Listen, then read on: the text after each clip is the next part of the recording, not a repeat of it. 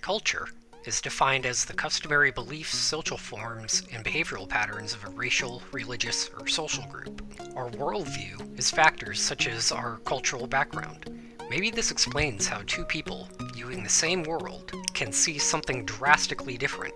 We see things through the lenses of our culture, and we get our own perspective that may not match the person next to us. We may be witnessing the same world, but that doesn't mean that we necessarily see the same thing. I am a northern, liberal, biracial, non-religious millennial, and here, through my cultural lens, I see a disenfranchised group marching for equality. I've recently met some southern, conservative, white, evangelical baby boomers who look at this same image and see Black Lives Matter. It might as well be Malcolm X or the Black Panthers, keeping people away from the polls. It's illegal activity. It's intimidation. It's all it's designed to be. I think the whole thing they should be arrested. When I first contacted members of the Tea Party, they welcomed me to their meeting and to have an interview, but only with a warning that this better not be some sort of liberal hit piece. They were not shy about their mistrust of universities or media coverage of their group in general. I was asked to make it clear that they were not just a bunch of old, white, disgruntled people. I assured them that I would add that previous sentence to this video, and gave them first review of my video once it finished, and promised them I wasn't secretly a member of the liberal media out to get them. Regrettably, I ran out of time with the group organizer who initially agreed to meet and sit for an interview. We were both attending the Tea Party meeting and did not want to be late. Graciously, another person was asked to take his place for my interview. Rather than talk to any of the leaders who had put their personal information up to be contacted, I was pointed towards a different person. I wondered, why is this person selected to represent the group? Why couldn't I interview the chairman or the members who were listed as contacts? What was it about this particular person that made the group choose him to represent them in an interview? Out of everybody that I met that weekend, they were all conservative, evangelical, southern baby boomers.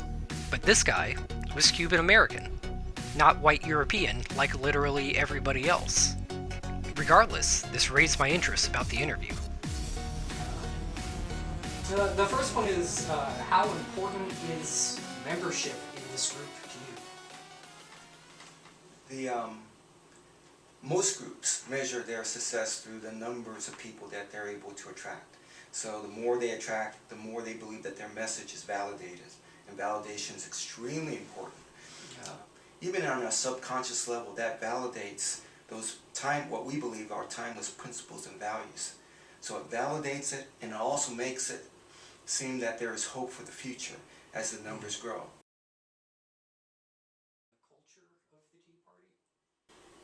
I believe that the culture is embedded in the principles and values that began in the country.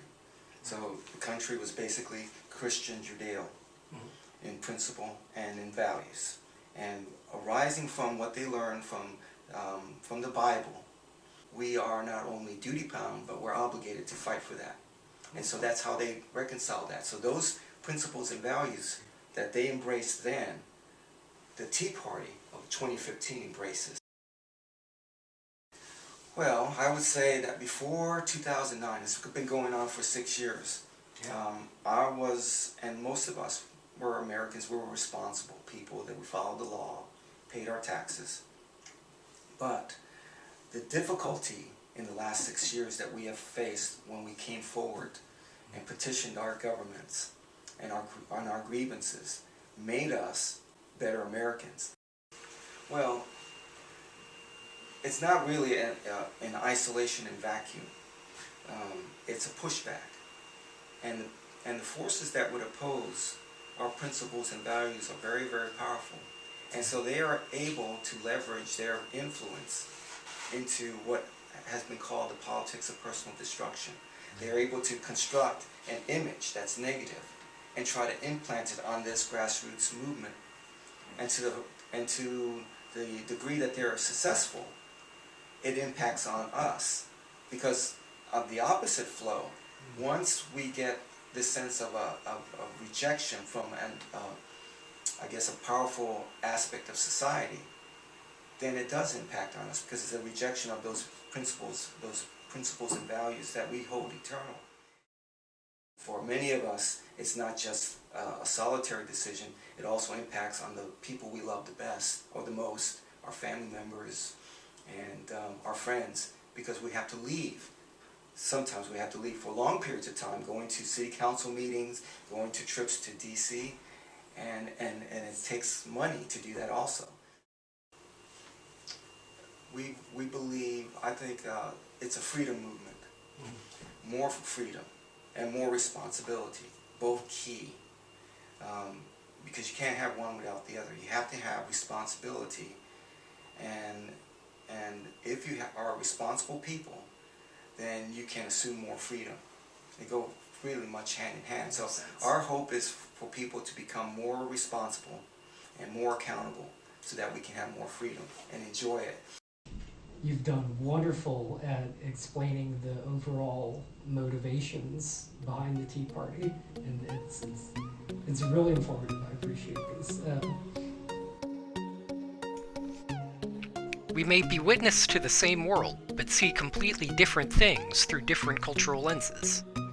I am a northern, liberal, non-religious millennial, and here I see a disenfranchised group marching for equality. This group of southern conservative evangelical baby boomers look at this same image and see something completely different than I do. Completely different. Is there anything wrong with the Black Lives Matter movement, particularly the chant Black Lives Matter? It's racist. It's a Ku Klux Klan. It's worse than the Ku Klux Klan because parties, the Democrat Party, is embracing that. We may disagree, adamantly, but maybe what's more important than our differing perceptions are our similar motivations. Our worldview, our influences of cultural identity, wealth, education, these can all be different. These can all make a different, unique perspective of the world. Yet, beneath it all, deep in the self, there are similarities in motivation. This man loves his family. He loves his friends. And so do I. By the end of the interview, and sitting in on the meeting, I'd made some genuine human connections. There was a costume party coming up, and although I had everything that I needed for my project, they invited me to come along, and I was excited to join them. I honestly felt excited about just hanging out with these guys who I disagree with on practically every social issue, because deep down, beneath our societal perspectives, we were more similar than I initially wanted to admit. I wasn't the hateful liberal they feared, and their motivations weren't exactly what I expected. These were people motivated by, if nothing else, love of their shared history and culture. Culture is defined as customary beliefs, social forms, and behavioral patterns of a racial, religious, or social group. Our worldview is factors such as our cultural background. Maybe this explains how two people viewing the same world can see something drastically different. We see things through the lenses of our culture, and we get our own perspective that may not match the person next to us. This may encourage people to hide behind their stiff ideologies, hide their worldviews from things that might challenge it. But human service professionals can't do that.